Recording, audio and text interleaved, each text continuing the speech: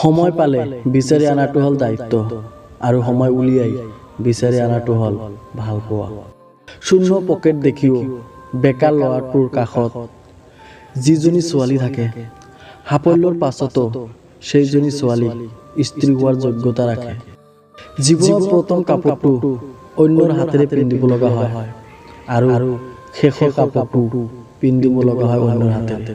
তথাপিও মানুহৰ অহংকাৰ নকমে। দুটা সময়ে তোমাৰ চৰিত্ৰৰ পৰিচয় পোৱা যায়। এক নম্বৰ, যেতিয়া তোমাৰ কাষত টকা নাথাকে তেতিয়া তোমাৰ ধৈৰ্য। দুই নম্বৰ, যেতিয়া তোমাৰ কাষত সকলোৱে থাকে তেতিয়া তোমাৰ ব্যৱহাৰ। ঘৰত যিমানেই মানুহ নাথাকক কিয়, মা নাথাকিলে ঘৰখন কিবা উদং যেন লাগে। জোৰ কৰি সম্পৰ্ক ধৰি ৰখাৰ কোনো প্ৰয়োজন নাই। যিয়ে থাকিব বিচাৰে সি এনেতেই থাকিব আৰু যিয়ে যাব বিচাৰে সি যাবই।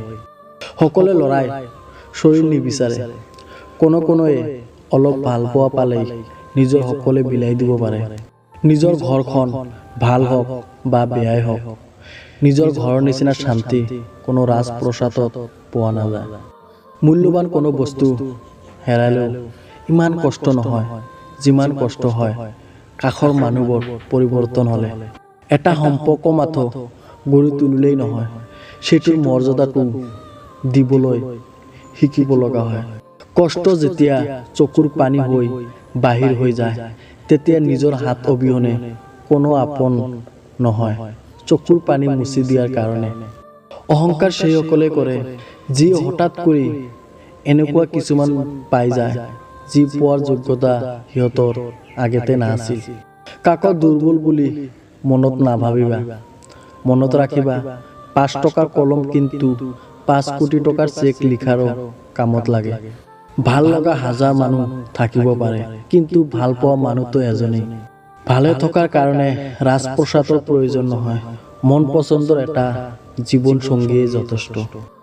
অস্ত্ৰৰ আঘাত শুকাই যায় কিন্তু কথাৰ আঘাত নুশুকায়। সেয়েহে কাৰোবাক কিবা কোৱাৰ আগত অলপ ভাবি চিন্তি ক'ব লাগে।